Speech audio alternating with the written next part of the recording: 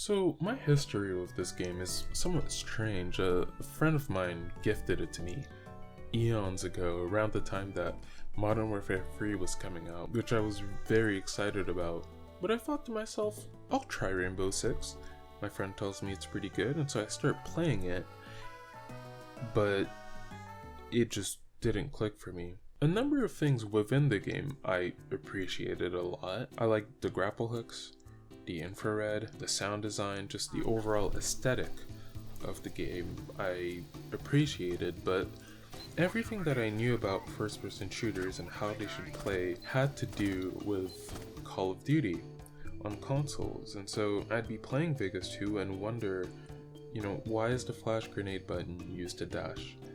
Why do I die so fast? Why is L1 used to hide behind cover when that's the button for ADS? And why is there so much recoil?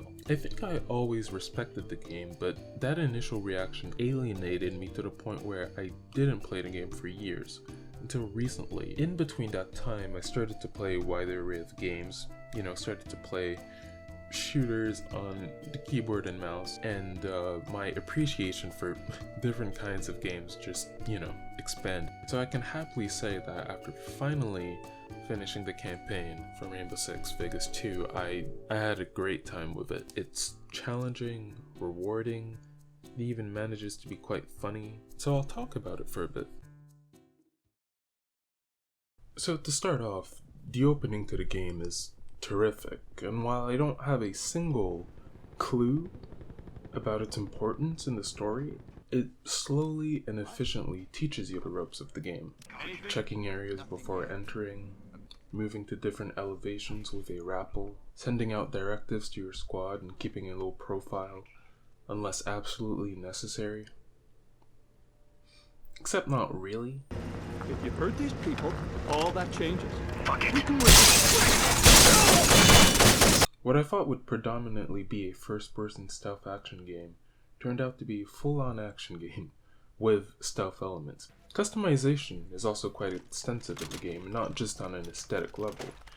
Every hat, chest piece, and pair of boots have stats that affect your speed and tenacity. But ultimately, I think what surprised me the most about the game is how just purely entertaining it is. In the interviews that I saw, the developers talked a lot about wanting the story to be satisfying, to wrap up everything that the first game left ambiguous, and have you care about the characters and really have you involved in their plight.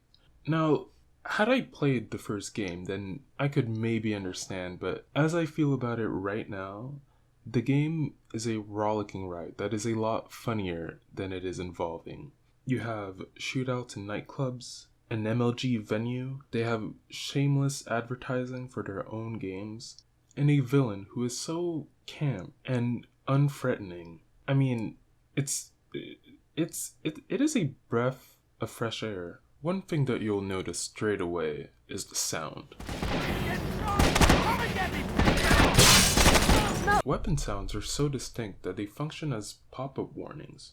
Shotgun blasts increasing in volume mean that you're on your way to getting one-shotted. Sniper shots tell you to examine your surroundings before moving.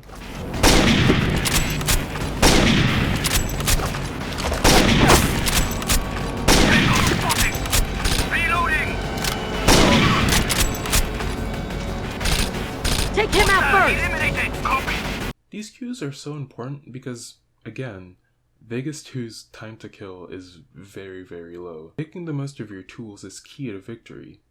You simply cannot reliably run and gun. I do have some issues with the game, but they're very nitpicky. Basically, the whole of Act 6 and a significant part of Act 7, basically the second half of it, separate you from your squad and removes team tactics. But the levels themselves don't seem like they were particularly designed to accommodate that. The reason for this is simply that the story calls for it. But these are all my gripes, really.